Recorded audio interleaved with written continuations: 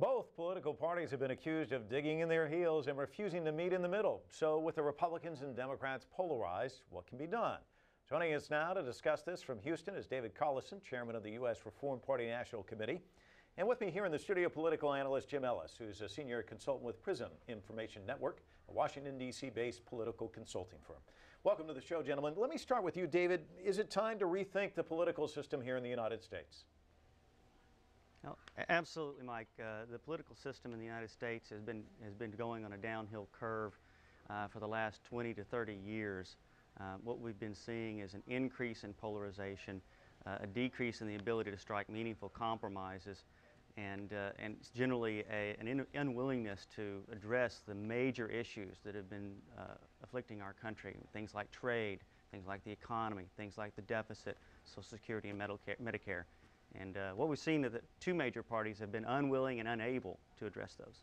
Now, David makes a really convincing case. Jim, I'll give you a chance to step up to the plate and give it your best shot. Well, I can't disagree that there are some flaws in the system that need to be corrected, but I don't think expanding the number of political parties is the way to do that. Because let's look at the countries that have increased parties. The number one country in the world with the most number of parties, Afghanistan. Is that the type of government we want to have here? The problem with what he's talking about and having more people at the table, et cetera, and you look at the countries that have this, which is most of them, Israel, all the European countries, it still comes down to a coalition government, and it's made up of two sides in almost every instance. And in almost every instance, you're going to have one side who wants more centralized government to have a greater role in the economy and lives of people, and another that suggests and strives for more individuality. But with 330 million people here in the United States, isn't there room for a third strong party? I mean, should it just be the Democrats and Republicans? I can't begin to tell you how many times I've heard people say, well, you got to pick the lesser of two evils. And David, let me throw that question in your direction. Yeah, and we've seen that repeatedly. I mean, the problem that you have with the two major parties, the incumbent parties as I like to call them, is that you end up in a situation like we have in Missouri right now, where you have two candidates for Senate. One, Mr. Todd Akin, who has really done a number on himself and shown some of his true colors. And then you have the other Democrat incumbent who, frankly, doesn't have all that high of an approval rating in Missouri. They'd love to have someone else to choose from, but the primary system that the two major parties have is so dominated by the political infrastructure and dominated by big money donors that the likelihood of getting a third candidate in there, the type of candidate that people would actually rally around in a situation like this, is relatively low. Well, let's talk a little bit about that. You know, money, polling, it seems like that's what everybody focuses on, not ideas. And I think this is what David's talking about. Wouldn't you agree that that's a problem? Yes, but there are other solutions, I think, that are better.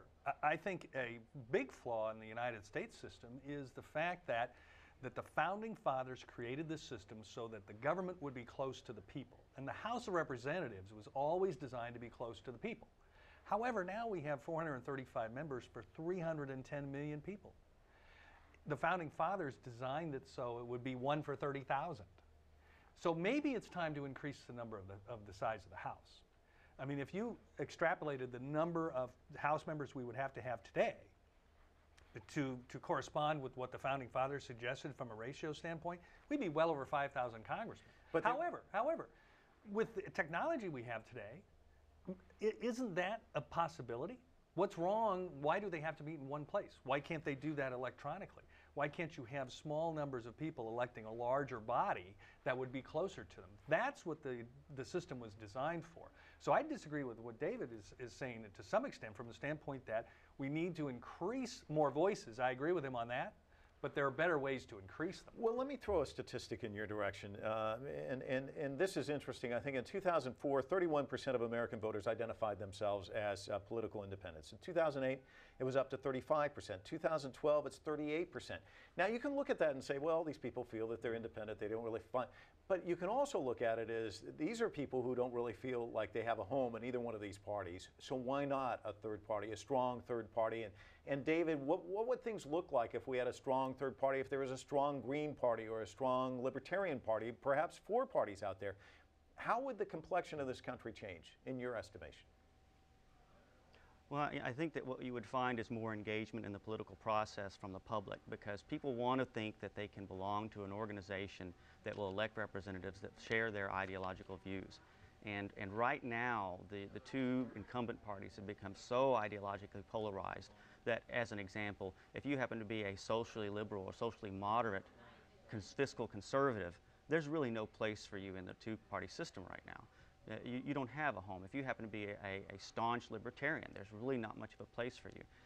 And it's not really a matter of saying, well, they should just compromise their principles and join one of these two major parties and have an impact.